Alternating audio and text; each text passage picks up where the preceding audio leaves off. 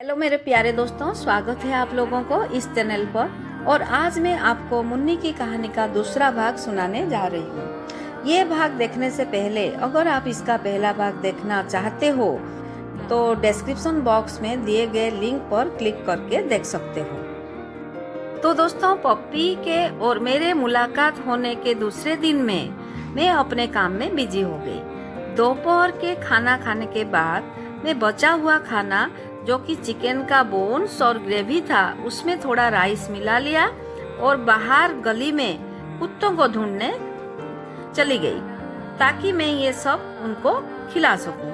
तभी मैंने देखी वो पप्पी फिर से हमारा पोर्टिको के एक कोने में सो रही है। मुझे देखते ही वो फिर से चुपके से वहां से निकल गई, लेकिन मेरे कुत्ता ढूंढने की प्रक्रिया अब खत्म हो गया था क्योंकि कुत्ता तो मेरे सामने ही था। तब मैंने एक बात नोटिस किया कि वो एक फीमेल डॉग थी।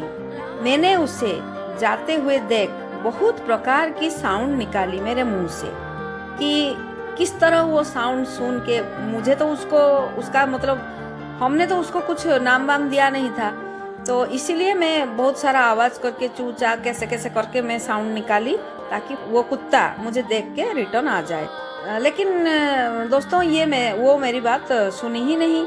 मेरे पापा हमें सिखाए थे अन्न का एक कण भी नष्ट नहीं करना चाहिए। ये सीख के चलते हुए स्ट्रीट डॉग्स को खाना खिलाना मेरी आदत बन गई थी। ज्यादा दूर जाने का प्रयास ना करते हुए वो खाना मैं गेट के बाहर एक कोने में रख दी और कुछ देर बाद मैंने नोटिस किया कि वो पप्पी आके उसे खा ली।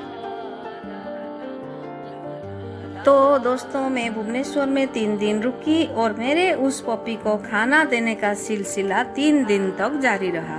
धीरे धीरे वो पप्पी मुझे पहचानने लगी थी और मेरे उसके लिए खाना बाहर रखने का वो इंतजार करने लगी थी। जैसे ही मैं बाहर खाना रखती, वो पता नहीं कहाँ से आ जाती और आराम से खाकर चली जाती थी। अब दोस्तों, मेरा काम भुवनेश्वर में खत्म हो गया तो मैं अपने स्कूल को वापस आ गई। दिन बीतते गए और मैं अपने काम में मसरूफ रही। कभी कभार मुझे वो थोड़ा याद आ जाती थी, लेकिन बस ऐसे ही। उसके लिए मैं इतना सीरियस नहीं थी। फिर दोस्तों, मई का महीना आया और हमारे यहाँ समर वेकेशन शुरू हो गया। हर साल की तरह इस साल भी मैं और मेरे पति छुट्टियों में भुवनेश्वर चले गए और इस बार मेरी बेटी भी हमारे साथ थी क्योंकि समर वेकेशन हमारे यहाँ करीब करीब 47 से 60 डेज तक होता है और हम लोग का यहाँ पर कुछ काम नहीं होता, तो हम भुवनेश्वर जाके वहीं पर छुट्टियां बिता के फिर स्कूल खुलने पर वापस आ जाते थे। और ये सिलसिला दोस्तों वर्षों से हमारा चला आ रहा था। तो हम लोग निकल पड़े भुवनेश्वर की ओर। दोपहर के 2 बज रहे थे। हमारी गाड़ी हमारे घर के गेट के पास जाकर रुकी। हम उस घर के ग्राउंड फ्लोर पे रहते थे और ऊपर एक और फैमिली भाड़े पे रहता था। पोर्टिको, जो कि ग्रिल से कवर था, मेन गेट की चाबी एक हमारे पास एक उनके पास रहता था। जब हम पहुंचे, देखा ताला लगा हुआ था मेन गेट पर। शायद वो लोग कहीं गए हुए थे।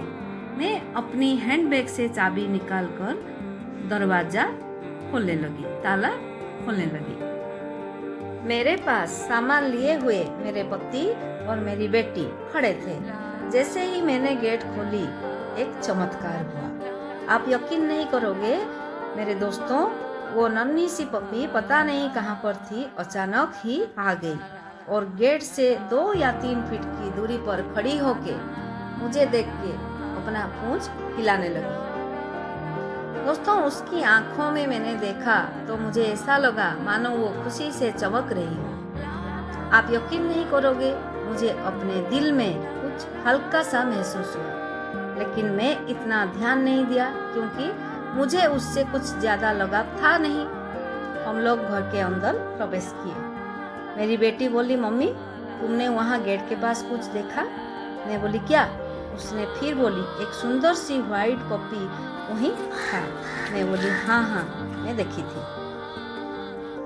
अब हमें दोस्तों भुवनेश्वर में करीब 2 महीने तक रहना था।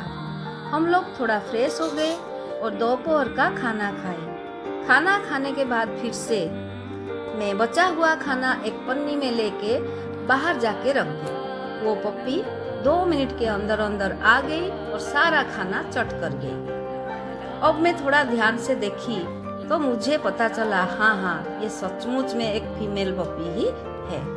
अब वो थोड़ी बड़ी हो गई थी तो साफ पता चल रहा था। दोस्तों, मुझे थोड़ा सुबह पेपर पढ़ने की आदत है। मैं चाय पीते पीते अखबार पढ़ती रहती हूँ। अगले दिन सुबह मैं अपने दरवाजे पर बैठ के पेपर पढ़ रही थी और चाय पी रही थी। सुबह के 8 बज रहे थे। अचानक मैं किसी कुत्ते की आहिस्ता से भौंकने की आवाज सुनी। मेरी ध्यान तुरंत ही गेट की तरफ गई। मैंने देखा वो पप्पी गेट के बाहर खड़ी होके मुझे देख के अपना पूंछ हिला रही थी और बीच बीच में आहिस्ता आहिस्ता भौंक रही थी। मैं तुरंत समझ गई कि उसको खाना चाहिए। वो खाना मांग रही थी।